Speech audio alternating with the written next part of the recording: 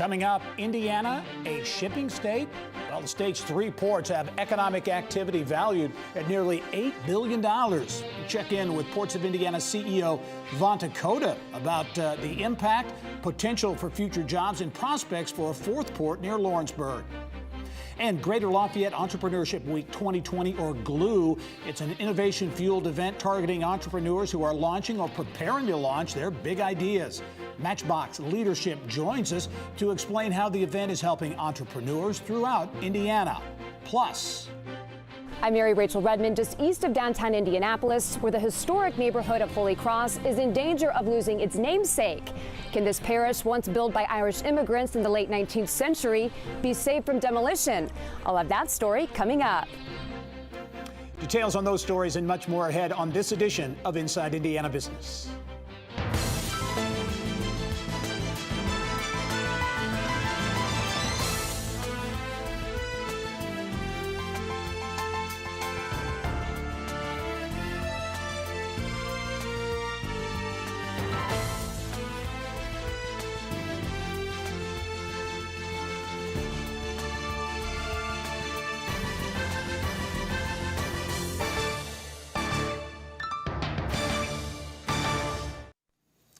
Hello and welcome to Inside Indiana Business. I'm Gary Dick.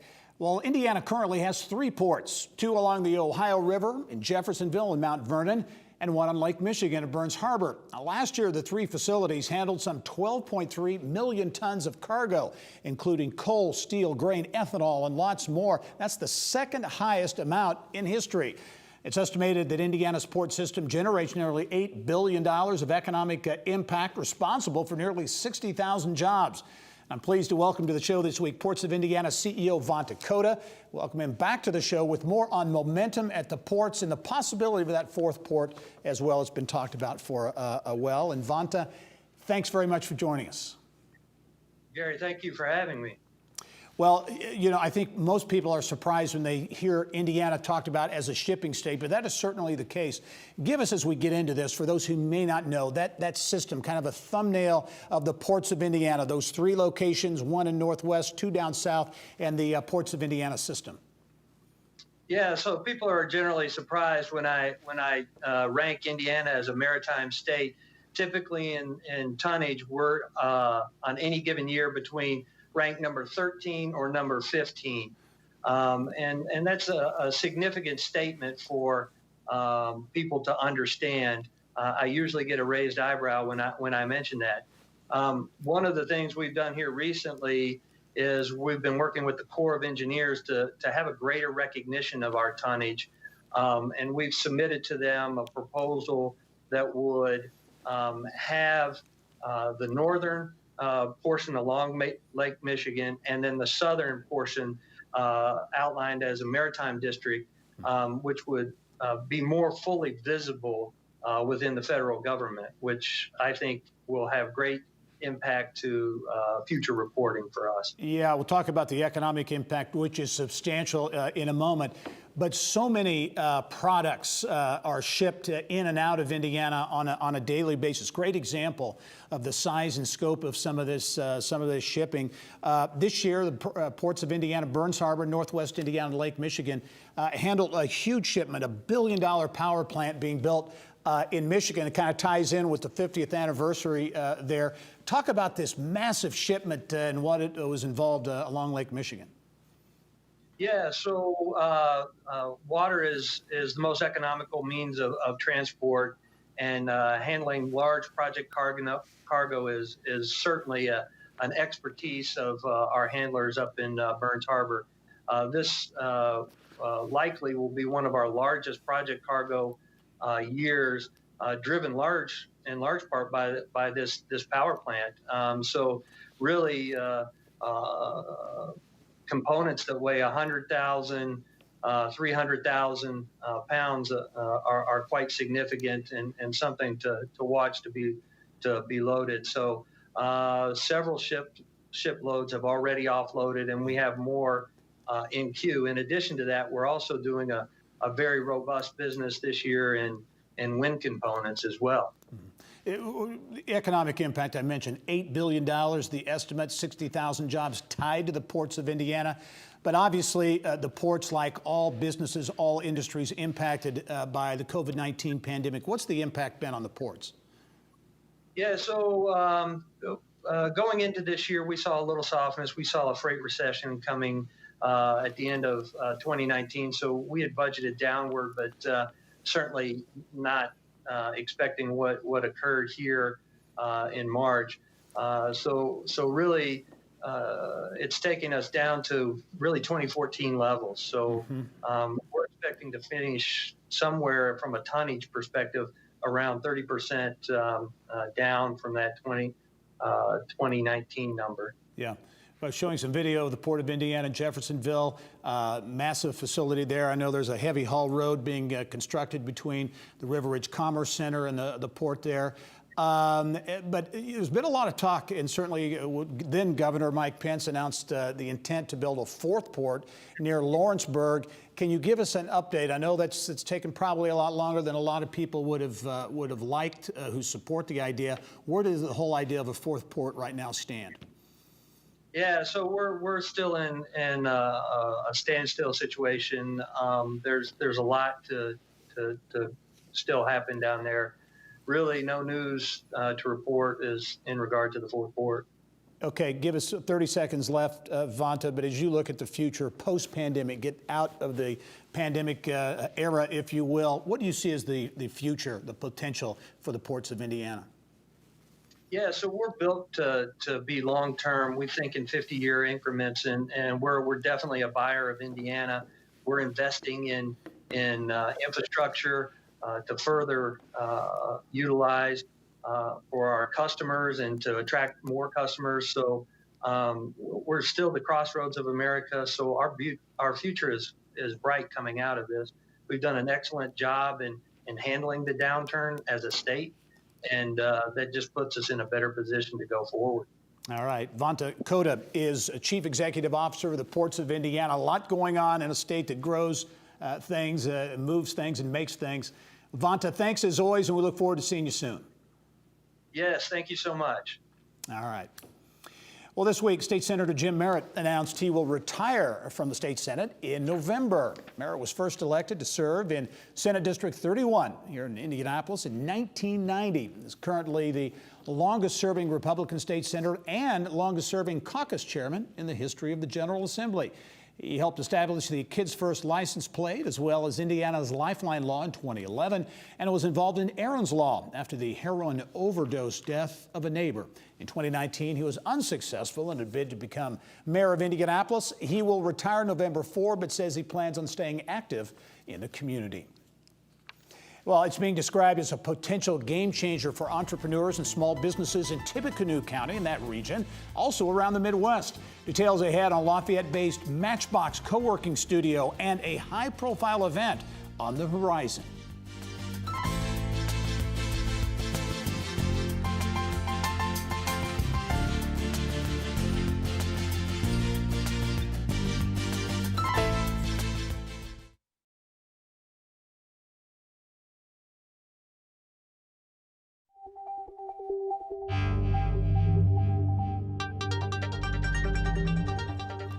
It's time now to go inside innovation, brought to you by Allegion, pioneering safety. Well, GLUE 2020 is a two-day virtual conference this year for innovators and creators of all levels. It's also a chance to celebrate entrepreneurship and innovation in the greater Lafayette region and beyond.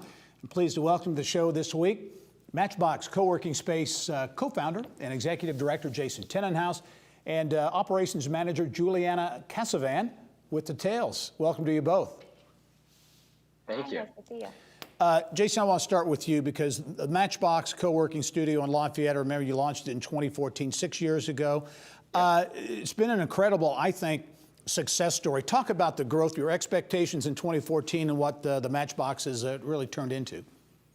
Yeah, thank you. We were actually on the show 6 years ago as a way to launch the place. And I thought if we're lucky, we'll have 25 people at the end of the year. And here we are a few years later, and we are over 300 now. We have over 170 businesses a year represented in our space that we work with. And, you know, I'd love to say that that was the plan all along, but to be honest, it feels like it's really growing faster than we ever expected. Yeah, and you've had tremendous success, again, in terms of growing companies from ideas into real-life companies who've launched and hired people, created payroll, and those types of things. Yeah, that's right. We've had a lot of people spin out and start businesses and hire employees. We've had some go on to form corporations. We've had some in some major accelerators and some really neat things that have happened. It's really fun to be a part of. Okay, Greater Lafayette Entrepreneurship Week, or GLUE, is coming up. Juliana, talk about this event. This, I believe, is the 4th year for the event. First year, of course, is a virtual event this year. But talk about what this event is all about and what it will mean to entrepreneurs and innovators. Yeah, so this event is in part about celebration of entrepreneurship in Greater Lafayette. With the virtual opportunity, we've expanded that and reached out, and now it's about entrepreneurship and celebrating it in all forms. Mm-hmm. And you're going to have, I know, speakers and all. It's a big event, couple-day event, big event this month. Yeah. So we have some connection events for people to do networking with other attendees. We have a keynote speaker, Rebecca Ryan, who's an economist that's going to be speaking. And we have 3 tracks for people to participate in, depending on where they're at in their phase of business. Yeah. Entrepreneurs, innovators, startups, all of the above, who would be interested in this event? Yeah. So everybody. So with the 3 tracks, we have imagining, starting, and growing. So you can find a space in those tracks that meets anywhere you are in your business currently to get some workshops and some advice from other entrepreneurs around the country, actually, and learn from their experiences. And Jason, again, back to the impact that Matchbox continues to have. I know you've got a great relationship with the Indiana Economic Development Corporation. So the impact really of the Matchbox extends beyond Lafayette and West Lafayette. Yeah, that's right. You know, we consider ourselves to be grateful to be a part of the co-working spaces all around the state of Indiana and all the startup activity that's starting to happen here. And we feel like a win for us is a win for everybody. So rising tide lifts all ships. And it's really been neat to be a part of the work the IEDC is doing, the ISBDC, as well as so many other co-working spaces around the state. All right. It is a continuing success story in Lafayette, in the West Lafayette region. Matchbox co-working space. GLUE is the event coming up here shortly in September. Thank you both, Jason Tenenhouse, the co-founder at Matchbox, and Juliana Casavan, the operations manager there. Thanks, both of you, for being here. Thank you, sir. We'll talk to you soon. All right.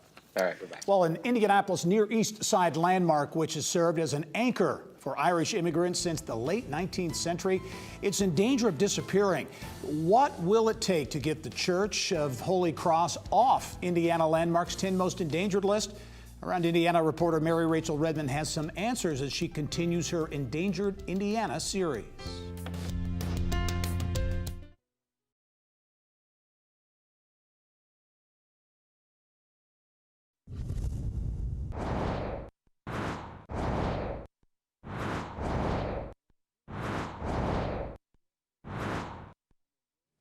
Here's what's making news now around Indiana, brought to you by Chapman Heating, Air Conditioning, and Plumbing. The man for all seasons, Chapman, chapmanheating.com.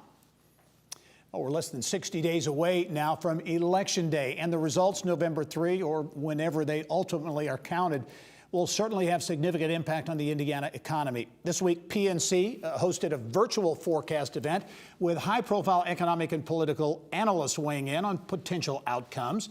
I asked AGF Investments Chief U.S. Policy Strategist Greg Valeri his take on what's at stake for Indiana.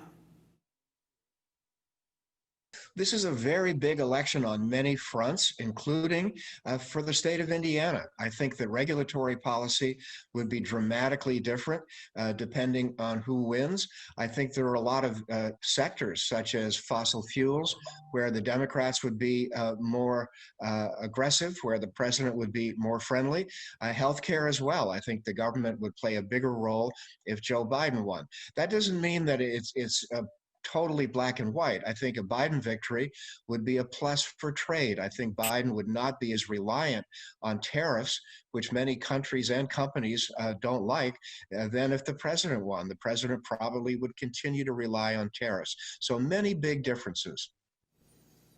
Also at that event, Mark Hoffman, who's the head of portfolio management at PNC Asset Management Group, voiced concern about the impact the pandemic will have on states and local budgets, cities and towns facing huge revenue shortfalls that will be felt in the coming months. Well, a closely held Warsaw-based crop insurance company has announced big plans to expand its campus in the Kosciuszko County city. Silvius Insurance Group says it will acquire property and buildings as part of the expansion and add nearly 50 jobs over 2 years. That is nearly doubling its workforce.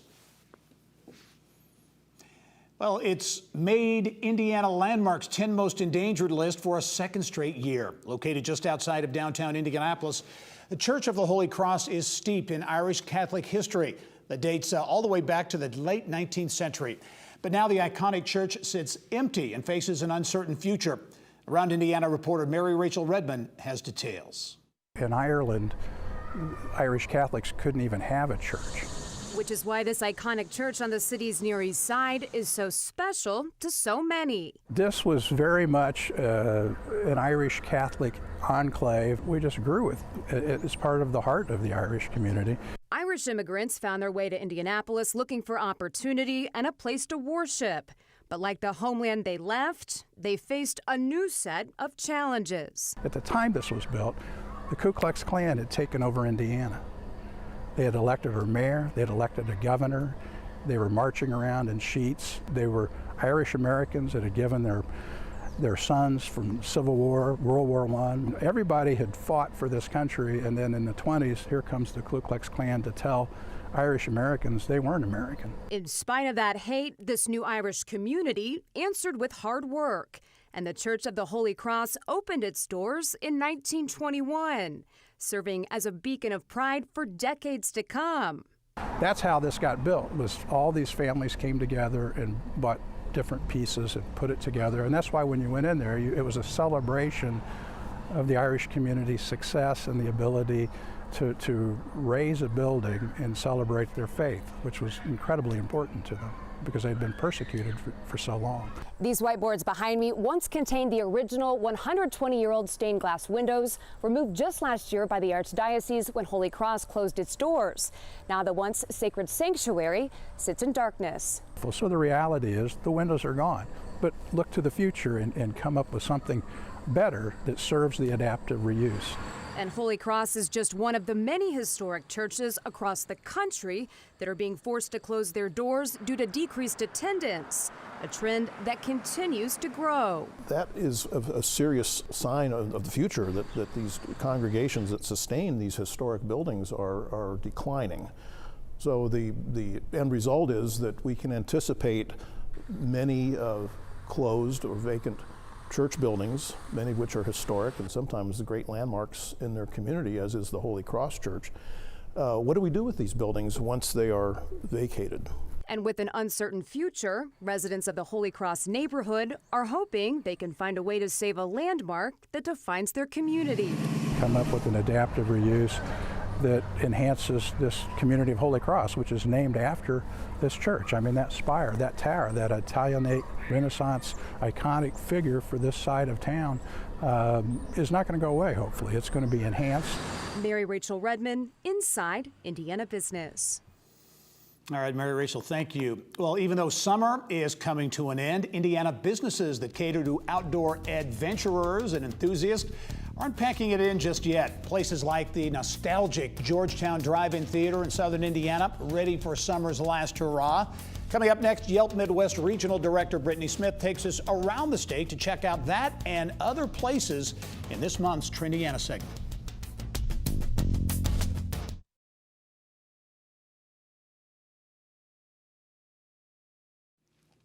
Well, Labor Day marked the unofficial end of summer, but the temperatures don't feel like fall just yet. There's still plenty of time to get outside and enjoy the warm weather doing something fun. Yelp Midwest Regional Director Brittany Smith joins us now with outdoor adventures you should check out in this month's Trendiana segment. Brittany, it's always good to see you. Thanks for having me, Gary. Yeah. Hey, obviously we've still got some warm weather left. Great to get outdoors. Do you think the pandemic and just our way of life these days has shifted a bit maybe look at the kind of rediscovered some of the simple pleasures that exist right in our own backyards?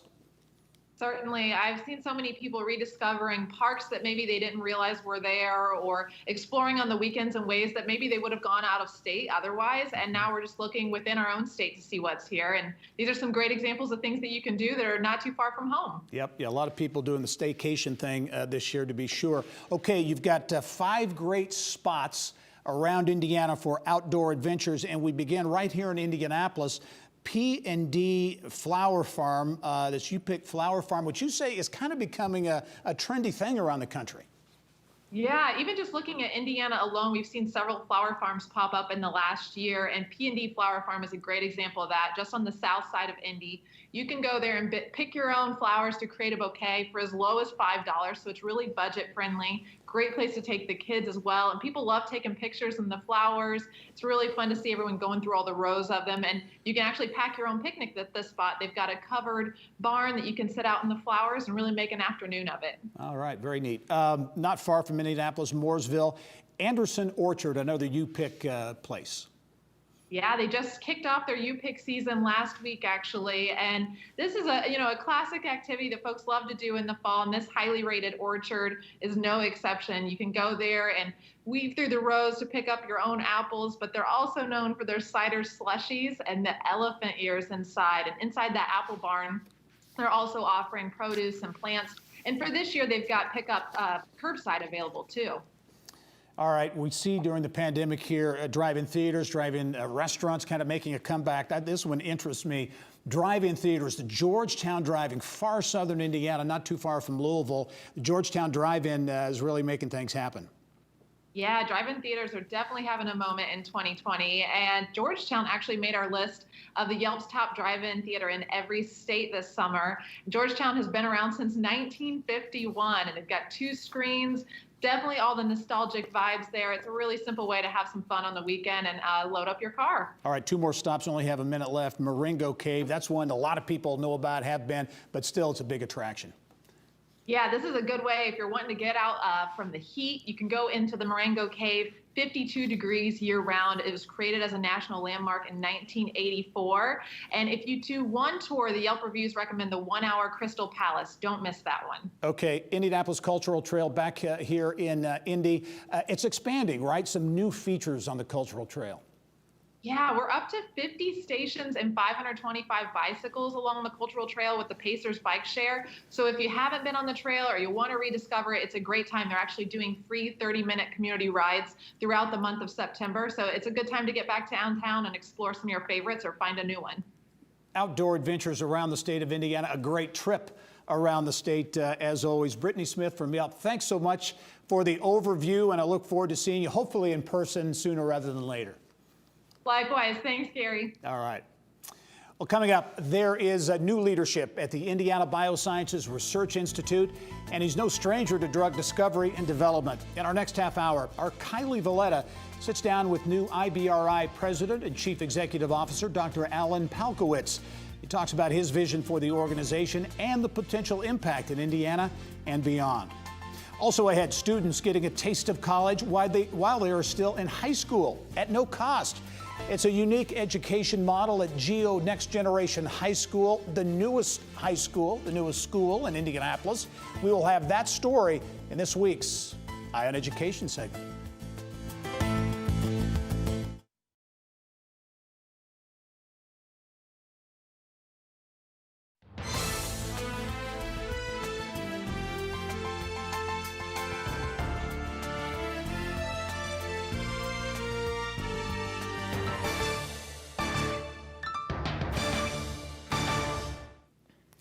Well, the Indiana Biosciences Research Institute has a new leader. Dr. Alan Palkowitz is taking the reins at the nonprofit Research Institute as president and CEO.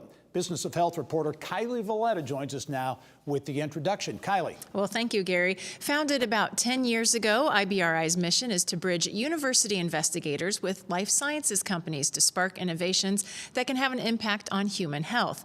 Dr. Palkowitz has experience in both worlds. He spent 28 years at Eli Lilly and Company, followed by 2 years at the IU School of Medicine, where he's a senior research professor of medicine. He'll continue to wear his IU School of Medicine hat as he takes over the president and CEO role at the Research Institute. He joins me now to tell us more about his vision for IBRI. Dr. Palkowitz, thanks for being on the show today. Thanks, Kylie. Okay, so IBRI's mission is to bridge academic research and the private industry. And you mentioned off camera, this is a really interesting time scientifically here in our life sciences community in Indiana. Can you explain that? Yeah, well, thank you. So when I look at the landscape, the scientific landscape, and starting, for example, here at IBRI, there's already been some tremendous work that's been initiated focused on translational medicine and trying to advance disease understanding. And I look at that as just part of a larger concentration of talent and capabilities that are part of our Midwest community. So for example, when you look at IU, when you look at Purdue, when you look at Notre Dame, companies like Lilly and Roche, it really is a very fertile environment to continue to build initiative and focus on transforming human health. And that's really central to where IBR will fit in as we move forward as a key partner in that enterprise. So the announcement came just days ago that you would be taking over there as president and CEO. Tell us a little bit about your vision for IBRI moving forward. Well, this is something that will evolve over time, but what I really want to see for IBRI is to really emerge as a key innovator and a key leader of innovative science that focuses on human health for Indiana, but really for the world. And to do that, we're going to have to really work on becoming and establishing, our own our own identity as a scientific leader, but also emerge as an invaluable partner that can work with the broader community to work on problems that are bigger than any individual organization to really move human health forward. And so that will be a very, very key part of what I work on, what I work to establish. But ultimately, we also want to contribute to growing the life science community here by working on initiatives that create jobs, to bring and retain talent, and really help the Midwest and Indiana and the broader Midwest emerge as a real powerhouse in advancing human health. And that's really what I'll be working to create with the team here. Speaking of talent, some pretty exciting news at IBRI. You're opening your new headquarters at the 16 Tech Innovation District. Attracting talent is a huge focus in that new district. That project's really coming to life in Indianapolis now as it opened its Building 1, which is where your new headquarters will be. Tell us about the significance of IBRI being located at 16 Tech. Well, I think, as I said, we're in Innovation Building 1, which is really the cornerstone of the 16 Tech community. And being here, being one of the first tenants, puts us really at the nexus point of a tremendous focus on the community and an expectation for growing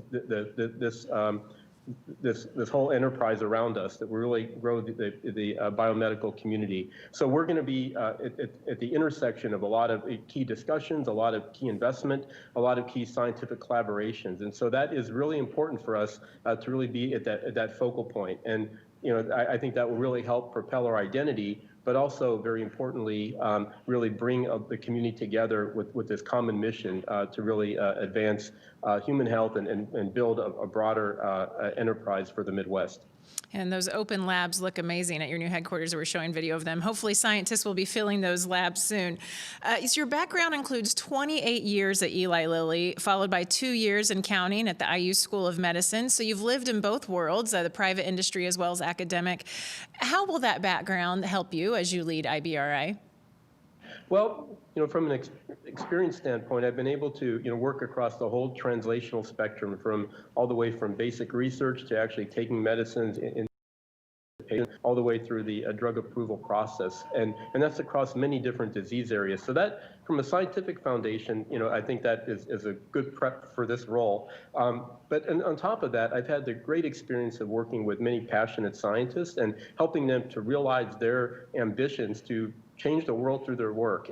And so that experience of how to build teams, how to help scientists grow their careers and have an impact is something that I think translates across industry as well as to the academic and the IBRI setting, which in itself has its own unique aspects to it. On top of that, I think my experience is also taught me a lot about the business dimensions of what we do. We have to be able to translate funding into meaningful outcomes to move science forward, but also achieve these overarching goals to actually create ways to grow the community and bring business development. And so those are things that I have as part of my background that I'll really try to leverage in marrying all the forces that are necessary to advance our goals and our mission. All right, well, Dr. Palkowitz, you're looking great in your new digs there, so keep us posted on all the great things that IBRI does as you move forward in your new headquarters. Thanks for being on the show today. Well, thank you, Kylie. It was great to be here, and we'll definitely keep you posted. Very good. Gary, back to you. All right, Kylie, thank you. Great interview.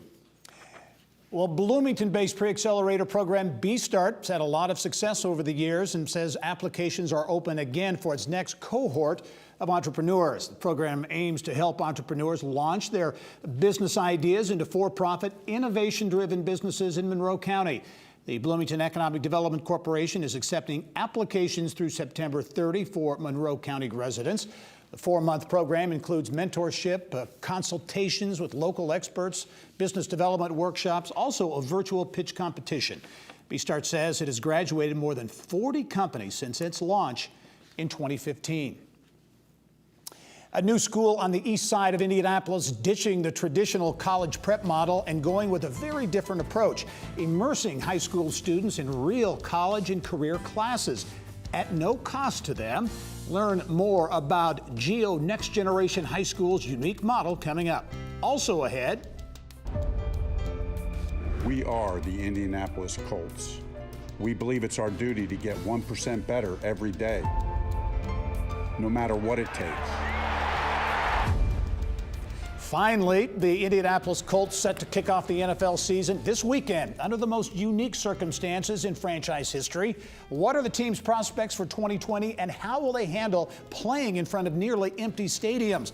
We turn to ESPN reporter Mike Wells for some answers.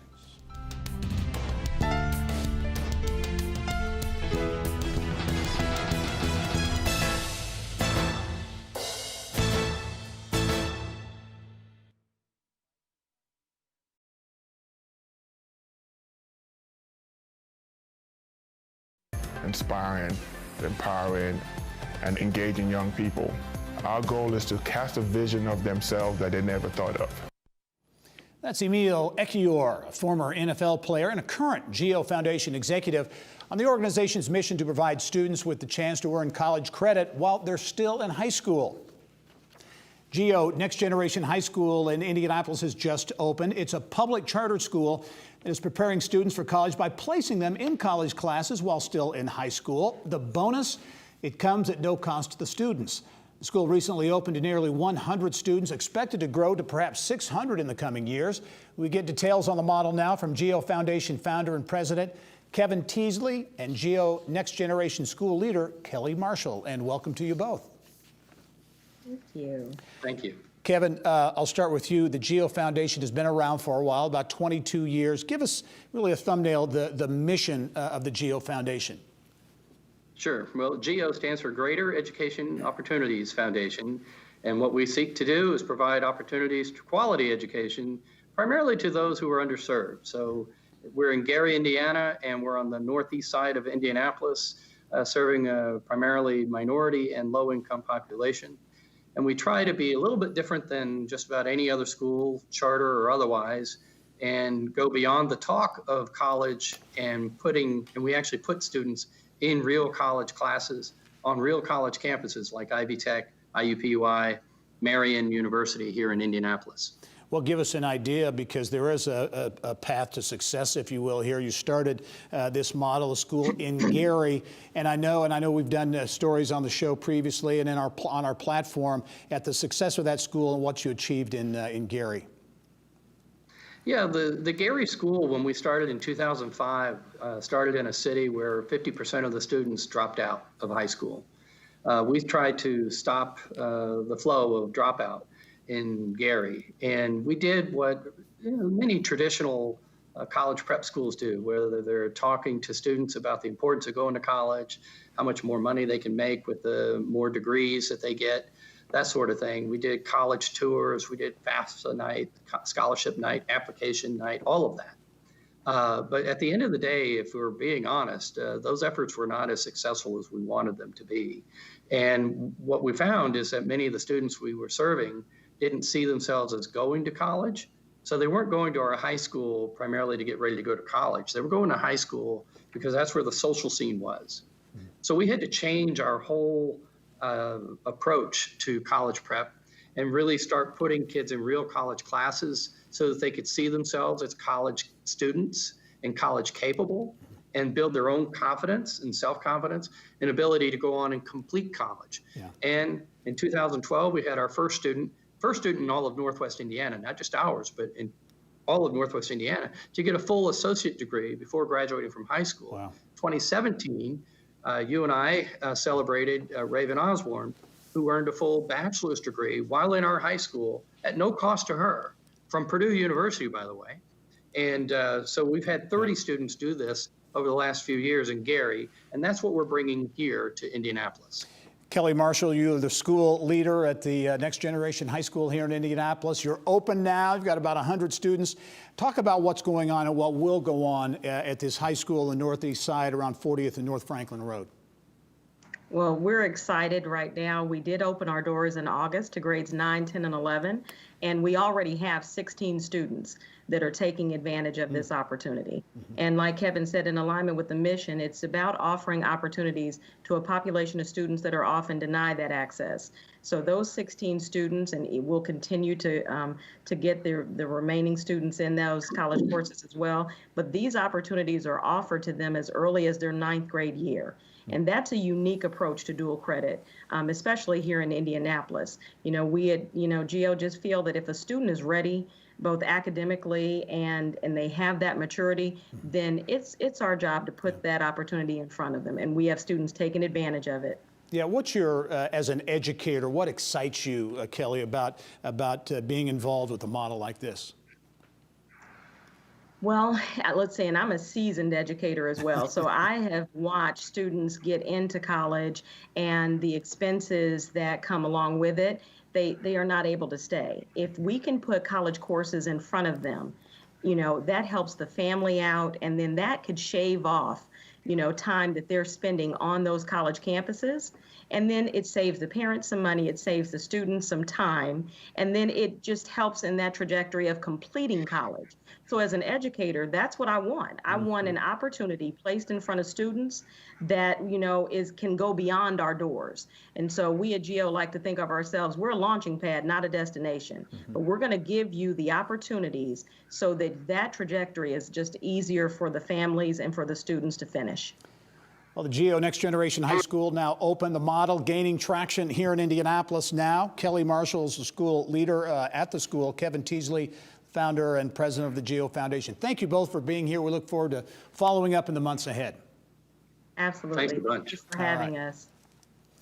Well, a coalition of business community and academic leaders in West Central Indiana is pushing full throttle in an attempt to land the U.S. Air Force's F-35 Foreign Military Sales Training Center. Now, that could bring hundreds of jobs to Terre Haute and Vigo County.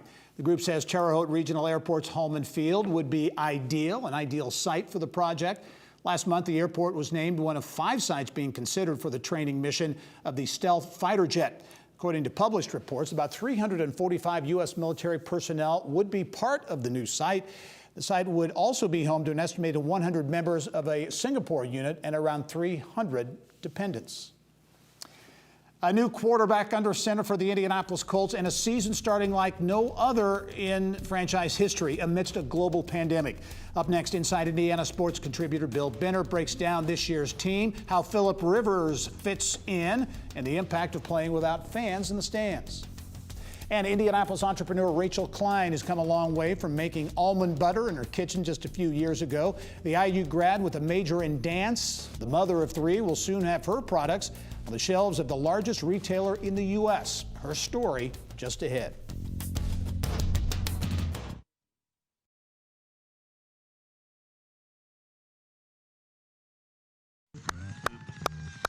Right to it, baby. Good. Done. Done. I'll see you later. Done. Well, a new era starts for the Indianapolis Colts this weekend when 18-year veteran and 8-time Pro Bowl quarterback Philip Rivers lines up against Jacksonville for the season opener. He'll do so under the strangest of circumstances during a global pandemic that has forced teams to not only allow only a small fraction of fans, or in some cases no fans at all, inside stadiums. And in addition to a few or no fans, there was no preseason for the Colts and their NFL brethren. Given that backdrop, our Inside Indiana Business sports contributor Bill Benner goes to Colts Insider for a season preview, what we can expect. Bill, over to you. Gary, thanks. A year ago, it was the sudden retirement of Andrew Luck that turned the Colts season on its head and cast the outlook in a shroud of uncertainty, and the team ultimately missed the playoffs. Now, with the arrival of Rivers and others, there is a measure of cautious optimism. And to give us his informed take, we turn to ESPN reporter correspondent Mike Wells. And Mike, welcome to the program. Thanks for joining us. Hey, thanks for having me on, Bill. Hopefully you and the family are doing very well. We're doing, and the same to you. It's been, again, an odd preseason, no preseason games to really get the measure of rookies and newcomers and veterans, for that matter. What's it been like covering the team during this time? Well, I think you said it best when you said odd. I mean, we've seen what has happened, not only in this country, but around the world since, COVID really has become the focal point of things in February and March. And, 20 years in this business, I've never covered a team where I'm actually not interviewing players or coaches in person. Everything is done by Zoom. Fortunately, I'm able to watch practices and everything. But, now you're dealing with getting daily COVID tests for the media to be able to be in the building and be able to see players. But I think the most unique thing is, doing interviews by Zoom. You were a longtime columnist here in Indianapolis, and they have relationships. You like to be in person, but now you're asking one or two questions, and then you're moving on, and that's it. Well, Mike, let's talk about, the big offseason acquisition was Philip Rivers, no question about that. He has the propensity to take a lot of sacks in San Diego, threw 20 picks last year. But again, this guy's a veteran, and really, I think, from what I've been able to observe from afar, really brings a level of leadership to this club that it desperately needs. He does bring it. I mean, you're right. Philip Rivers, he's heading into his 17th NFL season. The question mark is at age 38, what does Philip Rivers have left in the tank? 23 turnovers, 20 interceptions, which were the third most in the NFL. But what really helps Philip Rivers out by coming here to Indianapolis, he's very familiar with Frank Reich. They were together with the Chargers since 2013 before Reich moved on to Philadelphia, and then here in Indianapolis. So he knows the system, and he's playing behind the best offensive line that he's had in his career. And he does not have to use that right arm of his to try to carry the Colts. He has other weapons that he's able to turn to. This is a complete team here in Indianapolis. So now it's a matter of, can Philip Rivers get the confidence back and also, complete a higher percentage of passes without turning the ball over. And certainly the Colts will rely heavily on the running game, as they did last year. Marlon Mack had a 1,000-yard season. We've added Jonathan Taylor to the roster from the University of Wisconsin. Appears to be could be a great back over the long haul. And the receiving core, I think, will be healthy with T.Y. Hilton and Paris Campbell, and then another newcomer, Michael Pittman. Yeah, I like the addition of Pittman and Taylor. It means more weapons, because last year, Jacoby Brissett, when he was the starting quarterback, they had so many injuries with T.Y. Hilton and Eric Ebron that they didn't really have a lot of players they could turn to. Pittman had over 100 receptions, over 1,000 yards, 11 touchdowns at USC. And we know, Big Ten folks, IU and Purdue they know what Jonathan Taylor did when he was at Wisconsin, back-to-back 2,000-yard rushing seasons with the Badgers. So the weapons are there for Philip Rivers. Now it's a matter of if they're able to string it together. And Mike, let's talk again, before we talk briefly about the defensive side of the ball. Obviously, Adam Vinatieri, Hall of Famer to be, struggled mightily last year, and now they've added Rodrigo Blankenship. So hopefully the kicking game will solidify, because last year was definitely a struggle. Oh, hey, quit trying to be nice, Bill. I wouldn't call it a struggle. I would say the kicking game was a disaster last season. And what I find unique is, Blankenship is coming in, And, you know, he was 200 of 200 on extra points at Georgia. He missed less than 20 field goals while playing in the toughest conference in college football. And now he's coming in to replace a future Hall of Famer. And I got to point out, Rodrigo Blankenship, he enjoys playing with Legos. I can't imagine being 20-something years old, loving to play Legos. But he can do whatever he wants as long as he makes kicks for the Indianapolis Colts. Mike, we're running out of time, so as we wrap up, just give me a brief summation of the defense. Better, I hope. Certainly they need to be better. And your prediction, please. You know what? The addition of DeForest Buckner, giving up the 13th pick. DeForest Buckner and Justin Houston's on the defensive line, followed up by Darius Leonard, who is one of the most underrated linebackers in the NFL. The Colts defense needs to be a top 10 unit. And as far as prediction goes, people may not want to believe me because I usually fail, but I'm saying Colts AFC South champions with a 10-6 record and get back to the playoffs. All right. Well, Mike Wells, thanks for joining us, and best wishes to you, my friend. And you can follow Mike on ESPN.com and other various ESPN platforms. Thanks for being on the program. Gary, back to you. All right, Bill, thank you. Well, it is not often that we showcase an entrepreneur with a story like Rachel Klein's. She graduated from Indiana University with a degree in dance, or at least she certainly majored in that early on, with dreams of making a career out of contemporary dance. But Klein got married, had 3 kids, began pursuing another passion, her love for creating healthy food. She began making homemade almond butter and gave away jars as favors to wedding guests. Shortly after that, Revival Food Company was born. Now her product hitting the national retail stage in a big way. Rachel Klein joins us now from her Indianapolis home to tell us about how a deal with Walmart came together and what's next for Revival Foods. And Rachel, welcome to the program. Thanks for having me. I gave a little kind of an overview there. You started as a dance major, I think, exercise. What would you end up majoring in at IU? Exercise science. Exercise science.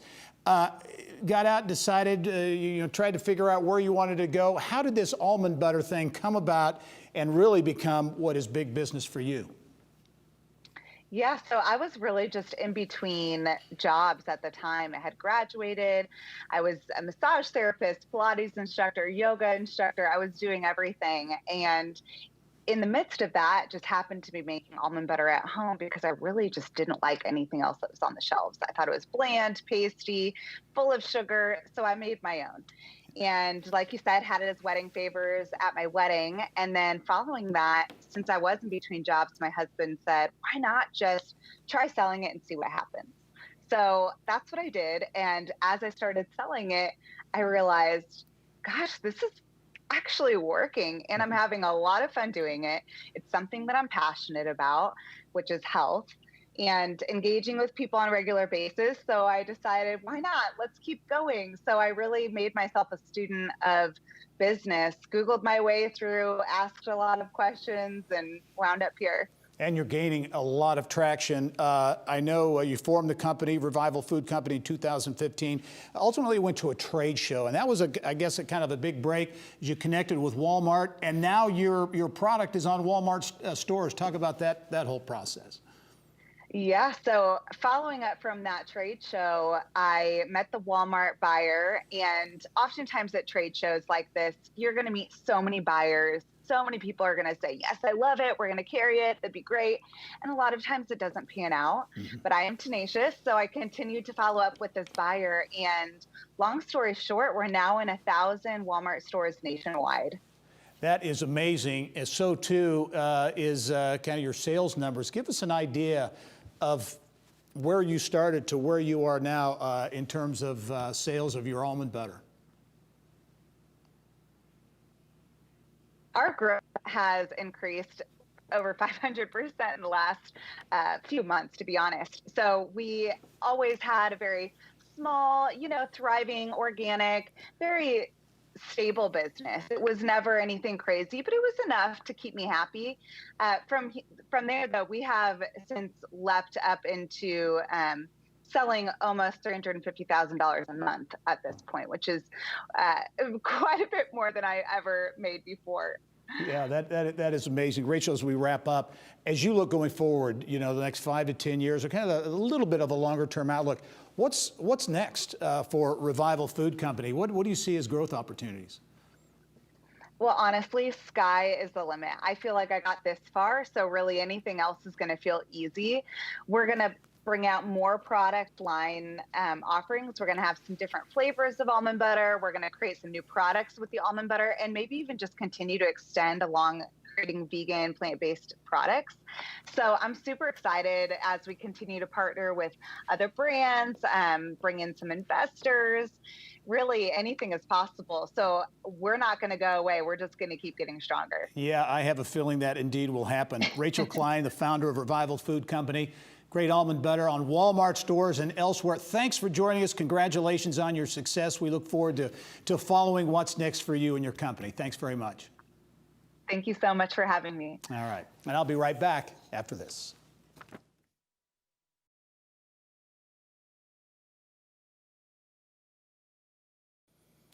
Coming up next week, it's been 3 years since the combination of Angie's List and Home Advisor. We will tell you about what's new, and that includes new hiring at Angie's List. Thanks for joining us. I'm Gary Dick. Go out and make it a successful week. Inside Indiana Business with Gary Dick is a production of Grow Indiana Media Ventures with support from WFYI Productions.